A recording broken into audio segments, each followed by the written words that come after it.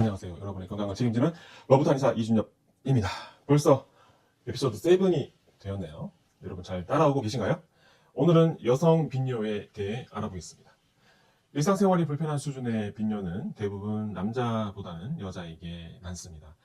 건강보험 심사평가원 자료를 보면 2024년 기준 과민성 방광의 진료 건수는 6만 9천 건, 그리고 요실금은 2만 6천 건 정도입니다. 24년 자료이고 전체적인 추세가 증가하고 있기 때문에 2026년에는 아마 10만 건 정도 되리라고 봅니다. 나이별로는 과민성 방광은 60대부터 많고 요실금은 80세 이상이 압도적입니다.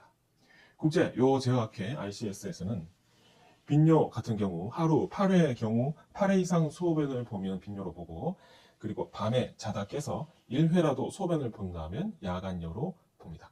일단 과민성 방광으로 진단하기 위해서는 방광염이나 요로결석, 당뇨 등 소변 횟수를 늘릴 수 있는 다른 질환이 없다는 것이 전제되어야 합니다. 여성 빈뇨는 과민성 방광과 요실금으로 나눌 수가 있습니다. 여러분께서 만약 밤에 화장실을 자주 가시나요? 만약에 그렇신다면 과민성 방광 혹은 요실금 둘 다 해당될 수 있고, 혹시 기침하거나 크게 웃을 때 소변이 나오신다면 그것은 바로 요실금에 해당한다고 볼 수 있겠습니다. 방광 배뇨근 이완 및 수축 억제가 과민성 방광의 치료 핵심입니다. 이건 양방이나 한방이나 동일합니다. 예전에는 항콜린제를 많이 사용했는데 이것은 방광 수축 신호를 차단하는 원리입니다. 하지만 입이 건조해지고 변비가 심해지는 등의 부작용이 있는 데다가 장기간 복용했을 때 인지 기능이 저하되는 문제가 발견되었습니다. 그 이후에 나온 게 베타3 효능제입니다.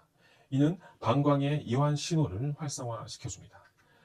항콜린제에서 발생했던 부작용은 거의 없지만 간혹 고혈압과 빈맥이 발생하기도 합니다. 여기에 해당하는 약은 베오바가 있습니다. 베타3 효동제는 심각한 부작용이 없어서 각광받는 약이지만 딱 한 가지 치명적인 약점이 있습니다. 바로 반감기입니다.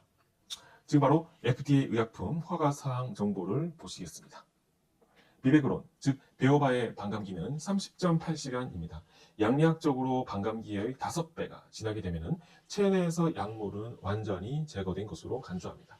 즉 약을 끊고 일주일이면 빈뇨가 무조건 재발한다는 뜻이죠. 여러분 어떻게 하시겠습니까? 밤에 화장실을 자주 가서 잠도 못 자고 괴로운데 죽을 때까지 건강보험이 안 되는 비급여 약물을 처방받아서 드시겠습니까? 아니면 한방치료를 한번 받아보시겠습니까? 이러한 약의 단점 때문에 저한테 오는 어떤 환자분들은 밤에 소변이 너무 마려워서 화장실을 자주 가는 것 때문에 병원을 갔더니 미안하지만 이거는 치료 방법이 없으니까 그냥 가시라고 얘기를 들으신 분도 있으십니다. 심지어 저는 그런 분도 치료를 한 케이스가 있습니다. 이미 예전부터 해외 논문에서는 여성 빈뇨의 한방 치료에 대해 효과를 입증한 바 있고요. 그리고 특히 주목할 점은 약침에 대한 효과입니다. 당연히 논문으로 입증된 바 있고 탁월한 효과가 있습니다. 사실 약침에 대한 임상례는 많지만 효과가 없었던 경우는 한 차례도 없었습니다. 그렇다면 이 질환에서 남은 것은 지속 시간이 얼마나 되는가 하는 부분이겠죠. 제가 실제로 진료해본 결과 빈뇨로 치료받는 환자들 중에서 치료받고 호전된 이후에 효과가 3개월 이상 지속되는 케이스가 다수였고, 치료받고 좋아진 다음에 치료에 대한 컴플레인이 발생한 케이스는 현재까지는 없었습니다.